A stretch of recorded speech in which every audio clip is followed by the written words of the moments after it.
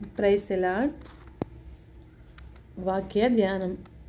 Italy పటాలమనబడిన పటాలంలో శతాధిపతి అయిన కొర్నేలియను భక్తిపరుడొకడు కైసారులో ఉండెను. అతడు తన ఇంటి వారందరితో కూడా దేవుని యందు భయభక్తులు గలవాడై ఉండి ప్రజలకు బహుధర్మము చేయుచు ఎల్లప్పుడూ దేవునికి ప్రార్థన చేయువాడు. పగలు ఇంచుమించు 3 గంటల వేళ దేవదూత అతని యొద్దకు వచ్చి కొర్నేలి అని పిలుచుట దర్శనమందు తేటగా అతనికి కనపడెను.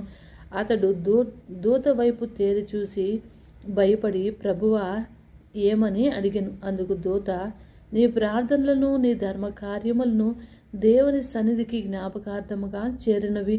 ఇప్పుడు నీవు మొప్పేకు మనుషులను పంపి పేతురు అను మారుపేరు గల సీమోనను పిలిపించుము. అతడు సముద్రపు దరి ఉన్న సీమోనను ఒక చర్మకారుని ఇంట దిగి ఉన్నాడని అతనితో చెప్పెను. అతనితో మాట్లాడిన దూత వెళ్ళిన అతనితో చెప్పెను.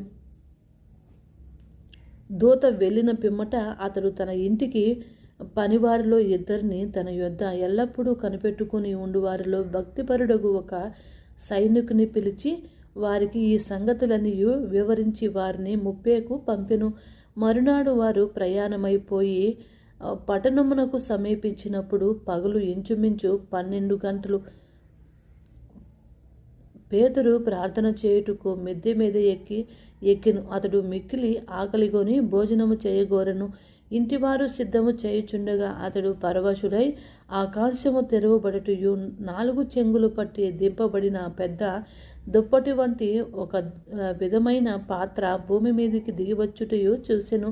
అందులో భూమి యందుండు సకల విధములైన చతుర్థ జంతువులు, ప్రాకు పురుగులు, ఆకాశ పక్షులు ఉండెను.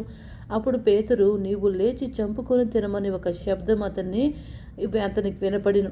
అయితే పేతురు, వద్దు ప్రభువా, నిషిద్ధమైనది అపవిత్రమైనది ఏదైనా ఎన్నడూ తినలేదని చెప్పగా, దేవుడు పవిత్రము చేసిన వాటిని నీవు నిషిద్ధమైన వాటిగా ఎంచవద్దని మరలా 2వ మారు ఆ శబ్దం అతనికి వినపడిను. ఇలాగ 3 మారు జరిగెను. వెంటనే ఆ పాత్ర ఆకాశము కెత్తబడెను. పేతురు తనకు కలిగిన దర్శనమేమైయుండునో అని తనలో తనకు ఎటు తోచుక ఉండెను. కొర్నేలు పంపిన మనుషులు సీమోను ఇల్లు ఏదని విచారించి తెలుసుకుని వాకిట నిలిచి ఇంటి వారిని పిలిచి, పేతురు అను మారుపేరు గల సీమోను ఇక్కడ దిగి ఉన్నాడు అని అడిగిరి. పేతురు ఆ దర్శనమును గురించి యోచించుచుండగా ఆత్మ, ఇదిగో 3 మనుషులు నిన్ను